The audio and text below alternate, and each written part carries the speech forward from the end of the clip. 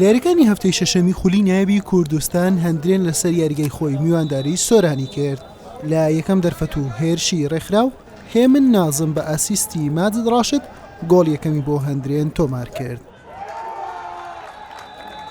لە خولەکی 25 پێچەوانەی گۆڵ یەکەم ماجد بە ئاسیستی هێمن گۆڵی دومیشی بۆ هەندرێن زیاد کرد.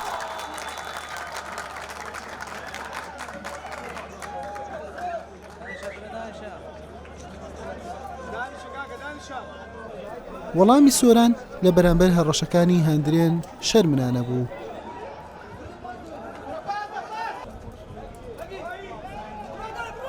لە نیوەی دووەم دوای تێپەڕبوونی داخولەک دوو دەرفەت بۆ سیاکۆ و هێمن ڕێکەوت بەڵام بە ئاسانی لە دەستیاندا. لە خولەکی 58 حوسێن ئیبراهیم بە لێدانێکی جوان گۆڵێکی نایەبی بۆ هەندرێن تۆمار کرد.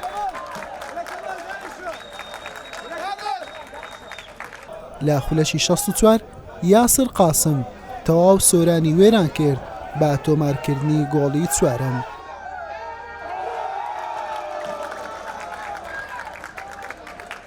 یاریەکە بە ئەنجامی 4 گۆڵی بێوەڵام بە سوودی هەندرێن بە کۆتا هات. سپاس بۆ خوای گەورە ئێمەکو یاریزانی یانەی هەندرین ئێمە هەموو کات لە دەرەوە یاریگای خۆمان ناو یاریگای خۆمان ئێمە هەوڵی سێخال یاریەکە دەدەین.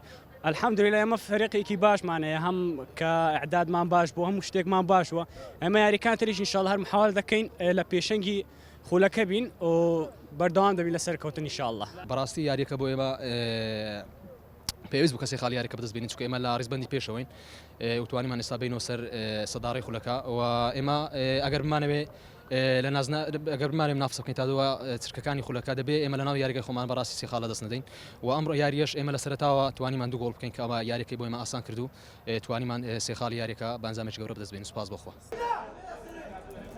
بەمەنجامە هەندرێن جارێکی دیکە گەڕایەوە پێشەنگی با کۆکردنەوەی 16 خاڵ و سۆرانیش بە 6 خاڵ پاشەکشەی کرد بۆ خانەی 12. حوسێن محەممەد کەناڵی ئاسمانی پێیان هەولێر.